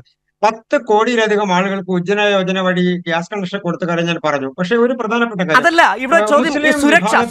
സ്ത്രീ സുരക്ഷയുമായി ബന്ധപ്പെട്ട പ്രശ്നങ്ങൾ എന്ത് നിലപാടാണ് എടുത്തത്? താങ്കൾ അത് പറയൂ. സ്ത്രീ സുരക്ഷയുമായി ബന്ധപ്പെട്ടെടുത്ത നിലപാടുകൾ മണിപ്പൂരിൽ നഗ്നരാക്കി നടത്തി പീഡിപ്പിച്ചതാണോ സ്ത്രീ സുരക്ഷ നൽകിയത്? ആ പരിപാടി വേണ്ട, അല്ല സജു, ആ പരിപാടി വേണ്ട. എന്റെ ഭാഗം എന്ത് പറയണമെന്ന് തീരുമാനിക്കാനുള്ള അവകാശം അധികാരം അങ്ങ് എടുക്കണ്ട. അങ്ങ് ചോദ്യം മാത്രം ചോദിച്ചാൽ മതി. അപ്പൊ ഞാൻ പറഞ്ഞു പൂർത്തിയാക്കിക്കോളാം. ഒരു പ്രധാനപ്പെട്ട കാര്യം, ഒന്ന്, മുസ്ലിം സ്ത്രീകളുമായി ബന്ധപ്പെട്ടുകൊണ്ടുള്ള ട്രിപ്പിൾ തലാഖ് അത് റദ്ദ് ചെയ്തു. ആ വിഭാഗത്തിൽപ്പെട്ടിട്ടുള്ള ലക്ഷക്കണക്കിന് കോടിക്കണക്കിന് വരുന്ന ആളുകൾക്ക് അതിന്റെ സോഷ്യൽ സെക്യൂരിറ്റിയുടെ ഭാഗമായി അവർ മാറി. മറ്റൊരു പ്രധാനപ്പെട്ട കാര്യം, 6 കോടിയിലധികം വരുന്ന സാധാരണക്കാരുടെ സ്ത്രീകളെ സംബന്ധിച്ച് അവർക്ക് ഇന്ദ്രപ്രദേശ് പദ്ധതിയുടെ ഭാഗമാകാൻ വേണ്ടി കഴിഞ്ഞു, വാക്സിനേഷൻ നൽകാൻ വേണ്ടി കഴിഞ്ഞു. അതുപോലെ തന്നെ മെറ്റേണിറ്റി ലീവ്, ബഹുമാനപ്പെട്ട സമ്പത്ത് അങ്ങടക്കമുള്ള ആളുകൾ, എത്രയോ കാലം പാർലമെന്റിൽ ഇരുന്ന ആളാണ് അങ്ങടക്കമുള്ള ആളുകൾ.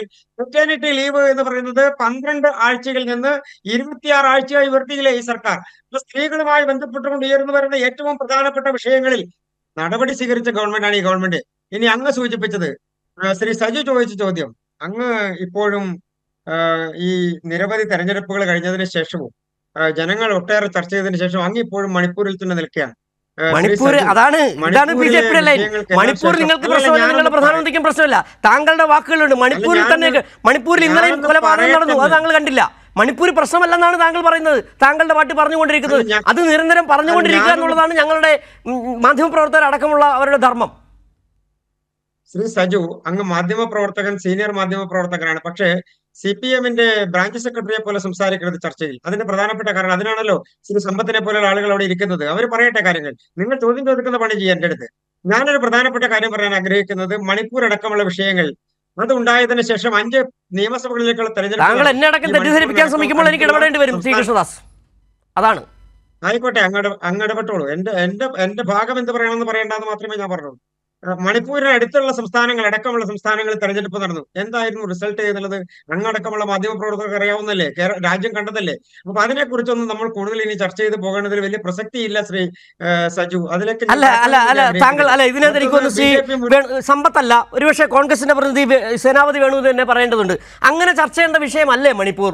അത് ഇനിയും ചർച്ച ചെയ്യേണ്ടതില്ലെന്നാണ് കൃഷ്ണദാസ് പറയുന്നത്. ശ്രീ സേനാപതി വേണു, ചർച്ച ചെയ്യപ്പെട്ടുകൊണ്ടേയിരിക്കും. കാരണം 40,000 ആളുകൾ അറ്റ് പ്രസന്റ് 40,000 ആളുകൾ ഇപ്പോഴും അഭയാർത്ഥി ക്യാമ്പുകളിൽ കഴിയുകയാണ്.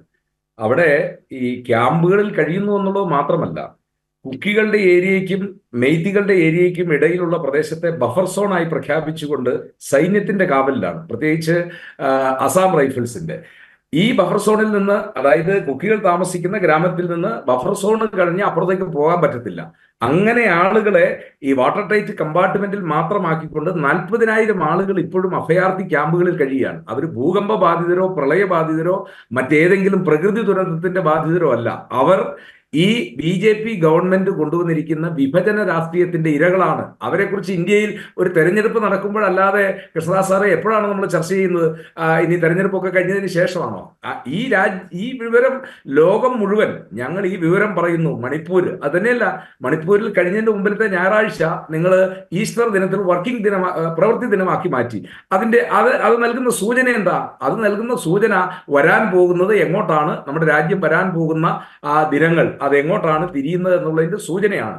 ഈ രാജ്യത്തെ 20% വരുന്ന മതന്യൂനപക്ഷങ്ങൾ, ആ മതന്യൂനപക്ഷങ്ങളെ വേണ്ട എന്നാണോ നിങ്ങൾ പറയുന്നത്? അങ്ങനെയാണ് എങ്കിൽ അതുകൊണ്ടാണല്ലോ നിങ്ങൾ ഈ യൂണിഫോം സിവിൽ കോഡിനെ കുറിച്ചും ഇനി മറ്റൊരു അപകടം കൂടിയുണ്ട് നമ്മൾ ഇതിനകത്ത് ചർച്ച ചെയ്യാത്ത വൺ നേഷൻ വൺ ഇലക്ഷൻ. അത് ഒരു ദിവസം മുഴുവൻ ചർച്ച ചെയ്യേണ്ട ഒരു കേൾക്കുമ്പോൾ, പ്രത്യക്ഷത്തിൽ കേൾക്കുമ്പോൾ നമുക്ക് തോന്നും ഇതെല്ലാം ഒറ്റ ദിവസം കൊണ്ട്, ഇല്ലെങ്കിൽ ഒരു തെരഞ്ഞെടുപ്പ്, ഓരോ തെരഞ്ഞെടുപ്പിനും ആ തെരഞ്ഞെടുപ്പിൻ്റെതായ ചില എന്താ പറയുക ഇഷ്യൂസ്, അത് മാത്രമല്ല ആ തെരഞ്ഞെടുപ്പിലെ വിഷയങ്ങൾ, അത് പഞ്ചായത്ത് തെരഞ്ഞെടുപ്പിന്റെ വിഷയമല്ലല്ലോ ജില്ലാ പഞ്ചായത്തിൽ, സോറി നിയമസഭയിലെ വിഷയമല്ലല്ലോ പാർലമെന്റിൽ. അപ്പം ഈ വൺ നേഷൻ അല്ലെങ്കിൽ വൺ ഇലക്ഷൻ എന്നൊക്കെ പറയുന്നത് അതൊക്കെ പ്രത്യക്ഷത്തിൽ നമുക്ക് തോന്നുന്നുണ്ട് നല്ലതാണെന്ന് തോന്നുമെങ്കിലും ഇതിലൊക്കെ ചില അപകടങ്ങൾ പതുകിയിരിക്കുന്നു. ആ അപകടം മറ്റൊന്നുമല്ല, സർവ്വതിനെയും ഞങ്ങൾക്ക് കീഴടക്കി ഇതെല്ലാം ഞങ്ങളുടെ കീഴിൽ ആകണമെന്നുള്ള ചില ആഗ്രഹത്തിന്റെ ഒരു പ്രതിഫലനമാണ് നിശ്ചയമായിട്ടും ഇപ്പോൾ കൊണ്ടുവന്നിരിക്കുന്ന നിങ്ങളുടെ ഈ പ്രകടന പത്രിക. ഈ പ്രകടന പത്രിക ഇപ്പൊ രാജ്യം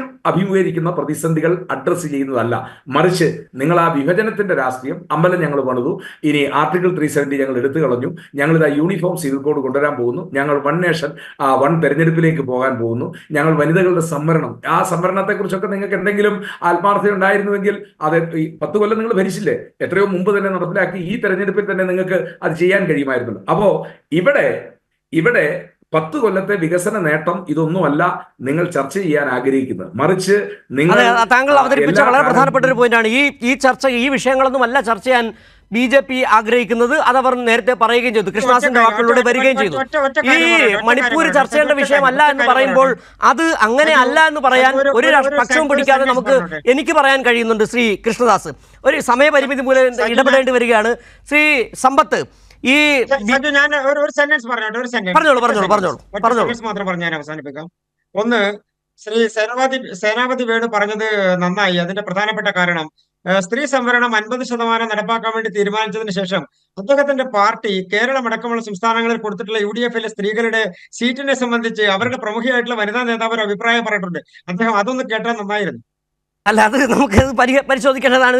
സേനാപതി കോൺഗ്രസ് അടക്കം പരിശോധിച്ചു. ശ്രീ സമ്പത്ത്, ഏതായാലും ചർച്ചയുടെ അവസാന ഘട്ടത്തിലേക്ക് കടക്കുകയാണ്. ഇപ്പോൾ ഈ കുറേയധികം ഗിമ്മിക്കുകളുണ്ട്, BJP കുറേ ഗിമ്മിക്കുകൾ നടത്തുന്നുണ്ട്. ആദ്യം നമുക്കറിയാം, ഈ നരേന്ദ്രമോദി ആദ്യം വരുമ്പോൾ പറഞ്ഞുകൊണ്ടിരിക്കുന്നത് പാവപ്പെട്ടവർ, കർഷകർ, വികസനം എന്ന കാര്യങ്ങളൊക്കെ പറഞ്ഞു. രണ്ടാം ഘട്ടത്തിൽ 2019 വന്നപ്പോൾ അത് കോൺഗ്രസിനെതിരെ ആയി. ഇപ്പോൾ 24 കൂടുതലൊന്നും പറയാനില്ല. കുറേയധികം ഭൂതകാലത്ത് കോൺഗ്രസ് അത് ചെയ്തതുകൊണ്ടാണ് ഇങ്ങനെ, ഈ രാജ്യം 67 വർഷം അത് ചെയ്തുകൊണ്ടാണ് ഇങ്ങനെ പറ്റിയത്. പിന്നെ കച്ചിത്തീവ്, കുറേ അധികം വിഷയങ്ങൾ, കുറേ ഗിമ്മിക്കുകൾ കൊണ്ട് ഈ ഗിമ്മിക്കുകൾ ഇത്തവണത്തെ തെരഞ്ഞെടുപ്പിൽ BJPക്ക് വീണ്ടും തുണയാകുമോ? അല്ല, നമ്മൾ വളരെ ചുരുങ്ങിയ പ്രകടന പത്രികയുമായി ബന്ധപ്പെട്ട ചർച്ചയിലാണ്. BJP ഒരു പടിയിറക്കത്തിൻ്റെ തുടക്കത്തിലാണ്. BJPക്കകത്തുള്ള ആഭ്യന്തര കലാപം എന്നത് അവർക്ക് ശക്തി കേന്ദ്രങ്ങളെന്നുള്ള സംസ്ഥാനങ്ങളിൽ അതിൻ്റെ റിപ്പോർട്ടുകൾ വന്നു തുടങ്ങിയിട്ടുണ്ട്. BJPയുടെ സഖ്യകക്ഷികളായിരുന്ന അവരെ, ഒന്ന് ശിരോമണി അകാലിദൾ, അവരെ വിട പറഞ്ഞു കഴിഞ്ഞു, പരസ്പരം മത്സരിക്കുകയാണ് പഞ്ചാബിൽ. ഇപ്പുറത്ത് തമിഴ്നാട്ടിൽ അവിടെ കണ്ടുവല്ലോ, നമ്മൾ മുൻ മുഖ്യമന്ത്രി AIDMKയുടെ നേതാവ് അവിടുത്തെ BJPയുടെ അധ്യക്ഷനോട് ദ്രാവിഡ സംസ്കാരത്തെക്കുറിച്ചും ഞങ്ങളുടെ നേതാക്കളെക്കുറിച്ചും നിങ്ങളുടേതായ ജുഗുപ്സാവഹമായ വാക്കുകൾ മേലാൽ പറയരുത് എന്നുള്ള നിലയിൽ താക്കീത് നൽകിയിരിക്കുന്നു എന്ന് വൈകുന്നേരം. BJPയുടെ സഖ്യകക്ഷി തന്നെ ആയിരുന്ന ബിജു ജനതാദൾ അവരോട് വിട പറഞ്ഞു പോയി കഴിഞ്ഞിട്ടുണ്ട്. എവിടെ? ഒറീസയിൽ. ഇന്ത്യയിൽ പലയിടങ്ങളിലും BJPയുടെ ഇന്ന് സീറ്റ് കിട്ടിയവരും സീറ്റ് കിട്ടാതെ പോയവരുടെയും അനുയായികൾ തമ്മിൽ നടക്കുന്ന അത് പാർട്ടി ഓഫീസുകൾക്കകത്ത് നിന്ന് പുറത്തേക്ക് കലാപമായി മാറിയിട്ടുണ്ട്. സർവേകൾ എങ്ങനെയൊക്കെ നടത്തിയിരുന്നാലും ഒരു കാര്യം, ജനങ്ങൾ അവരുടെ ജീവിതത്തിലെ അനുഭവങ്ങളിൽ നിന്നാണ് ഈ കാര്യങ്ങളിൽ അത് തന്നെയാണ് ശ്രീ സമ്പത്ത്. ഈ ചർച്ച അവസാനിപ്പിക്കുമ്പോഴും ഒരുപക്ഷെ ജനങ്ങൾ അവരുടെ ജീവിതാനുഭവങ്ങളിൽ നിന്നാണ് ഒരു രാഷ്ട്രീയ പാർട്ടിയെ തിരഞ്ഞെടുക്കേണ്ടതുണ്ടോ അവരെ തള്ളിക്കളയേണ്ടതുള്ളൂ എന്ന് തീരുമാനിക്കുകയും ചെയ്യുന്നത്. സ്വാഭാവികമായും ഈ 10 വർഷത്തെ അവരുടെ ഭരണത്തിന് ശേഷമുള്ള ഈ പുതിയ പ്രകടന പത്രികയെ 2024 പ്രകടന പത്രികയെ ജനങ്ങൾ അവരുടെ അനുഭവത്തിൻ്റെ അടിസ്ഥാനത്തിൽ തന്നെ വിലയിരുത്തും എന്ന് തന്നെ നമുക്ക് പ്രതീക്ഷിക്കുകയും ചെയ്താലും. വളരെ നന്ദി ഈ ചർച്ചയിൽ പങ്കെടുത്ത ഡോക്ടർ സമ്പത്ത്, സേനാപതി വേണു, അഡ്വക്കേറ്റ് P. കൃഷ്ണദാസ്.